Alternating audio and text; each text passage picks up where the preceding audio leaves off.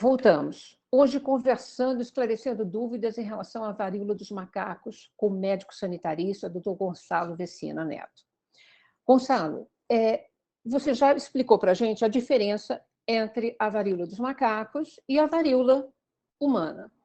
Em termos de tratamento, o que nós temos hoje para a tal da varíola dos macacos? Primeiro, como evitar a varíola dos macacos, né? A varíola dos macacos, para evitar, o principal instrumento é fazer o diagnóstico o mais rápido possível. Como é que faz o diagnóstico? Se faz o diagnóstico com a clínica, então, a febre, as ínguas, as pústulas, e como às vezes esse conjunto de fatos não são muito, sintomas não são muito evidentes, quase sempre é importante fazer o teste de RT-PCR que identifica vírus. Tá. Esse teste, infelizmente, existem muito poucas entidades que fazem no Brasil. É uma em Minas, duas no Rio e uma em São Paulo, que é o Adolfo Lutz. Infelizmente, nós temos uma oferta muito baixa de testes e se faz, portanto, muito pouco diagnóstico, o que é gravíssimo. Eu preciso fazer o diagnóstico para pedir para as pessoas se isolarem. O único jeito de não pegar a doença a doença é uma doença de contato. Ela pega através do contato físico com as pústulas. Eventualmente pode ser através da respiração, porque as pessoas também têm lesões na boca e também dentro dos órgãos, no ânus, no pênis, na vagina. Ou seja, então por saliva, Gonçalo, por relações sexuais também se transmite ou não? Veja, não foi encontrado vírus viável na saliva, no sêmen e em secreção vaginal. Agora, como eu tenho lesões, quando eu tenho lesões, a partir das lesões eu posso identificar o vírus. Mas numa pessoa que não tenha lesões e tenha doença, você não vai encontrar vírus viável no sêmen, na saliva ou secreção vaginal ou anal. Essa não é uma doença de transmissão sexual. Não é. Importante esse esclarecimento, porque a internet fez uma bagunça em relação a isso. Né? Fez. Infelizmente fez. Infelizmente fez e é real também, né? Porque essa doença ela começou na Espanha e parece que foi uma grande rave, por onde passaram mais de 80 mil pessoas, grande parte delas homens que fazem sexo com homens. Então, a grande maioria dos casos ainda está concentrada em homens que fazem sexo com homens. Mas na medida em que o efeito dessa contaminação inicial começa a desaparecer, nós estamos tendo uma normalização do número de casos. Então, já temos mulheres, já temos um monte de crianças com a doença, porque é uma doença que vai atingir a todos, dependendo do contato. O contato se faz pele a pele ou se faz através de coberta, toalha, o que aqui na medicina a gente chama de fómix. Qualquer coisa que entre em contato com o corpo da pessoa e que entre em contato com o corpo de outra pessoa será um transmissor da doença, com certeza. Então, essa é a forma de pegar a doença. Agora, pode ser pela respiração? Raramente, quando eu tenho pústulas na orofaringe e eu tusso, eu posso jogar para fora o vírus. É diferente da Covid, que é o aerosol. A Covid é muito mais complexa, muito mais fácil. No caso da varíola, pegar a varíola a partir de contato respiratório é muito mais difícil. Tem que ter pequenas gotículas de água mesmo, perdigotos, para você transmitir o vírus. Quanto tempo em termos de incubação? Quer dizer, quanto tempo, que momento é esse que eu posso estar transmitindo o vírus? A transmissão do vírus começa em torno do segundo ou terceiro dia após o início dos sintomas e pode ir até o 21º dia, na maior parte dos casos. É lógico que tem excepcionalidades que aí não vale a pena falar, mas 21 dias é o ciclo da doença. Esse é um dos grandes problemas dessa doença, porque é muito longo, muito longo. Então, você pega um jovem que está contaminado, está infectado por esse vírus, fala para ele, olha, você vai ficar 21 dias fechado em casa, não pode entrar em contato com ninguém. Para um jovem, isso é mortal, né? Difícil, Muito difícil, mas não tem outro jeito tá, da gente parar esse ciclo da doença. tá. Então, essa é a forma de pegar a doença. A forma de a gente diminuir a dispersão da doença é, de fato, em tendo o diagnóstico positivo, ficar em casa. Pode ter gente que não tem praticamente lesões, que entrou em contato, que fica com a doença. Ela pode ser uma doença assim, meio escondida, né? Então, é muito importante, por isso, quem teve contato com alguém que teve a doença, fazer o teste para ver se não ficou infectado realmente, né? Tá, E aí, isolar, não tem outra tá, saída. O tá. tratamento, Eu queria tratamento e a prevenção. profilaxia. A profilaxia, é. O tratamento é sintomático. Então, dor, analgésico, febre, antitérmico, é basicamente isso.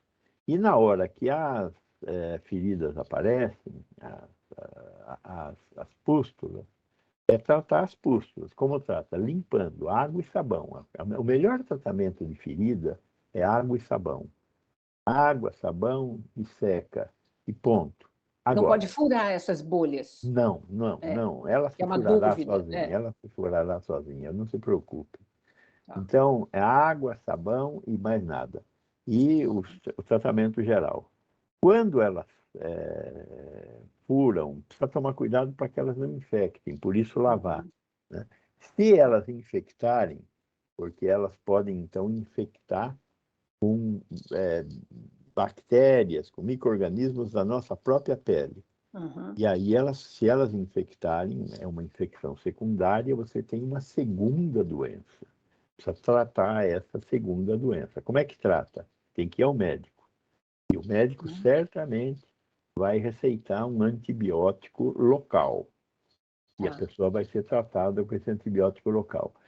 Essa doença secundária, que é a infecção das pústulas, Uhum. pode levar a uma infecção generalizada. Em algumas pessoas que sejam debilitadas, poderá levar. Por isso é importante o acompanhamento médico, porque pode ser que só antibiótico local não seja suficiente.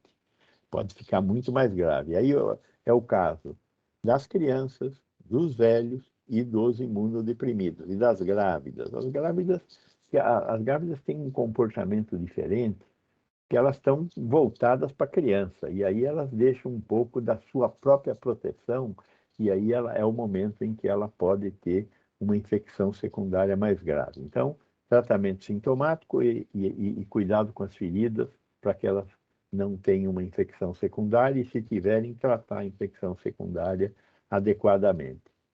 A profilaxia é É. vacina. Então, a vacina de varíola contra a varíola funciona para a varíola dos macacos? Pois é. É, tem uma pergunta que nós não temos resposta ainda. Por exemplo, você é uma jovenzinha, não deve ter sido vacinada contra a varíola, né? Mas eu fui, né? A última vacina contra a varíola foi dada em 1980. Então, quem já estava aqui em 1980 foi vacinado contra a varíola. As Tá. últimas doses de vacina foram aplicadas em 1980. Aquela vacina protege quem está doente hoje? Não Hum. sabemos. Provavelmente sim. Mas nós não sabemos. Ela com certeza protegeria contra a monkeypox. O que nós não sabemos é se ela é válida ainda, se ela ainda produz. Se nós ainda estamos Hum. produzindo anticorpos, nós que tomamos a vacina naquele tempo. Tá. Hoje, Mas a por gente algum. não tem essa vacina mais disponível. Não, não tem. É. Porém, em 1984, 85, por aí, um laboratório dinamarquês e um laboratório francês começaram a produzir vacinas contra a varíola humana. Por que eles começaram a produzir vacina contra a varíola humana se já não tinha mais varíola humana? Sim. Provavelmente foi porque alguém pagou a eles, algum governo pagou ao laboratório Bavarian Nordic e a Sanofi para eles desenvolverem uma vacina contra a varíola. Porque existem 3 laboratórios militares no mundo que têm vírus da varíola humana estocado. Por que os laboratórios militares têm vírus da varíola humana estocado? Para se defender de uma arma de guerra que o outro faça. É um laboratório americano, um laboratório russo e um laboratório britânico. Então, um tem medo do outro, que o outro use como arma de guerra. Então, para se prevenir disso, pagaram para um laboratório, para esses 2 laboratórios, Sanofi, alguém pagou, eu não sei quem, e para o Bavarian Nordic produzir uma vacina contra a varíola humana. E foi produzida e não é usada. Ela fica em estoque. E alguém paga isso, porque isso tem um custo. Talvez por isso, então, essa coisa na internet também de falar, nossa, isso foi produzido por laboratório, espalhado e tal. Não, não foi. Não foi porque nós sabemos que ela existe na África desde 1958. Tá. E não é, tem um terceiro vírus da varíola circulando pelo mundo, que é o vírus da varíola bovina. Então, o vírus da varíola bovina, ele existe também, só que ele raramente passa ao homem.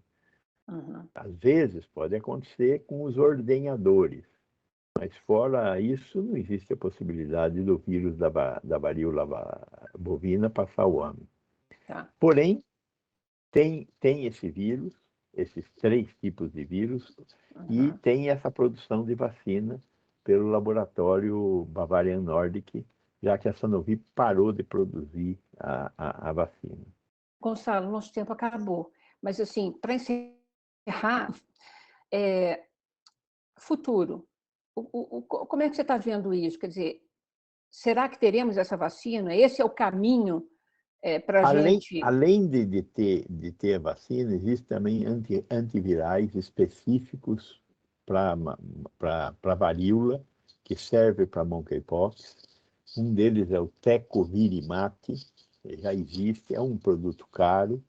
O Brasil está importando, através da Organização Pan-Americana de Saúde, a vacina. Foram encomendadas 50 mil doses, é uma vacina de 2 doses, e foram encomendadas também algumas doses desse Tecovirimat, 50 doses do Tecovirimat. No que nós vamos usar esse? O Tecovirimat é para ser usado em pacientes que estiverem muito graves. Então, se alguns pacientes ficarem graves, vão usar o Tecovirimat. A varíola, a vacina da varíola, ela chama Jynneos. A vacina chama Jynneos. Essa vacina é para ser usada para proteger trabalhadores de saúde, principalmente.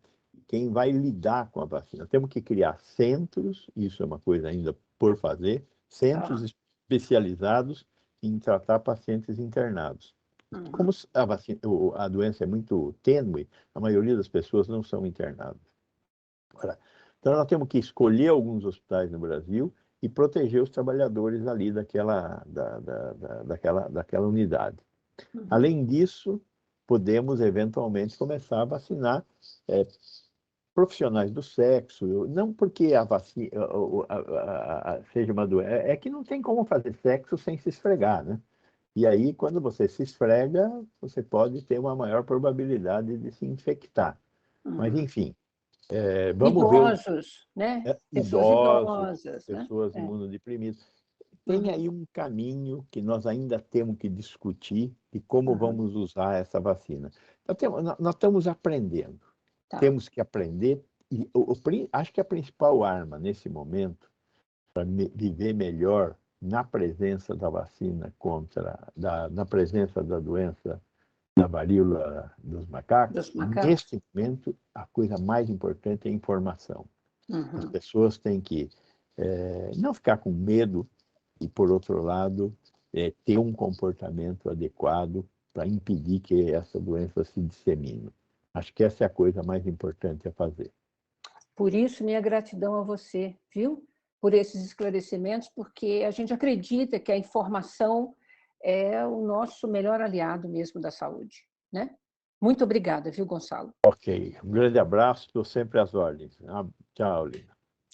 Obrigada a você também que nos acompanhou até aqui. Se você quiser rever esse ou qualquer outro conteúdo da Rede Câmara, se inscreva no nosso canal no YouTube e nos acompanhe nas redes sociais. Obrigada, beijo, até a próxima.